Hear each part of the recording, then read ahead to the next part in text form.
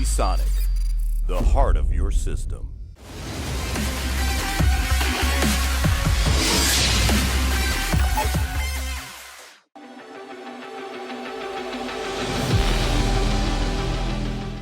What is up, guys? This is Luke Hill for Kit Guru, and we are here in the Lian suite for CES 2020, looking at a bunch of new cases and some other cool products that we've seen previously. Let's jump into it. I'm going to start first with the Lancool 2 mesh, and as you can see, we've got this mesh front panel here, and this is from a solid single piece of metal, so you don't get some of the problems that you would typically have when you've got a dual construction or when you're going from plastic to metal. So you can see it's still got this curvature here. The aperture of the holes is not massive compared to some of the alternatives we've seen from the likes of Fantex with their new designs, but that should still improve the airflow versus a solid front panel type design. So it's going to come in April for launch, of course, and $89 US, so pretty reasonably priced. You get 2 fans included in the front there, so not too bad at all, and of course you've got Type-C on the front panel. I'm going to try and open the case on camera, and this could well end in disaster. So the first step is to undo this hinge down the bottom, and obviously that's your PSU chamber and your drive cage, and then this glass panel is actually hinged, so you can grip there, open the hinge. What we can see internally is, because this is a pre-production version not ready for final sale, Lian has said they're going to try and improve the airflow characteristics for the GPU. There's also the ability to move the fan rail on the front so you get a bit more space in if you've got a fat radiator or if you're just using fans. Lian 315. So this is looking to be launched in May of this year. And the cool thing here is, of course, you've got the tempered glass side panel. It's a steel frame overall. You've got your typical I/O in the front, so no Type-C. You've got space for 2 fans up the front. Oh, in this version, we've got 2 fans. But you actually get 2 front panels here. So you get the tempered glass front panel and also the plastic mesh front panel. And this is pretty cool because the price is going to come in at, yes, $79 US. Not too bad overall in our opinions. We'll have to see how it goes through the labs. And why is this so cool? It's $79 US steel. This is why. Yep, the entire motherboard tray comes out. So the theory here is that you're not going to be pulling your motherboard out because the cables are going to cause a headache, but when you are building your system and you want to install the motherboard, the GPU, the radiator at the top, you can pull this out, you can do all your work, and then you can slot it back in. This Odyssey X is pretty cool. All aluminium design, of course, other than the glass, but aluminium panels, and it comes flat packed, so you can actually tailor it to how you want to install it. So you can see this version here, we've got it vertically mounted, you've got the front I/O vertical, and then if we move along to the next one, you can actually see how the front I/O has changed.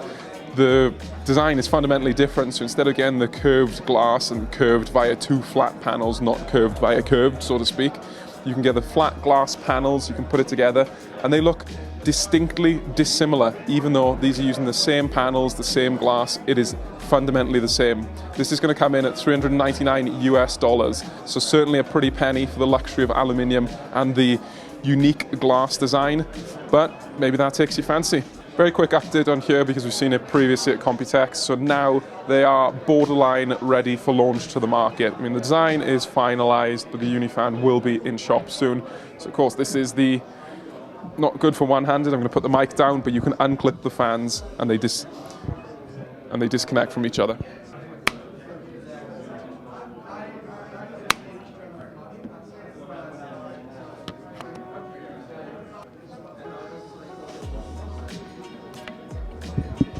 Voila, pretty cool design.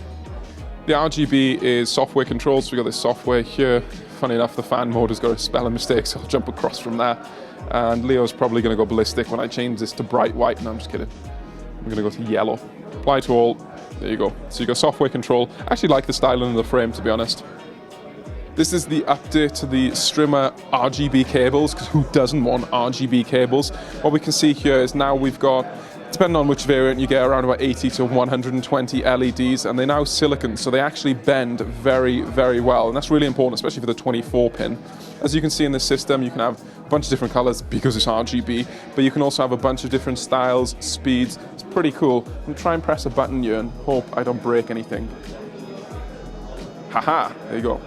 So you can see a bunch of different modes, and we are told that these are controllable via the motherboard software for RGB. You got this little hardware box as well, but of course that's not too easy to use in a chassis environment unless you get nifty with the mounting of it. A couple of AIO coolers to show here.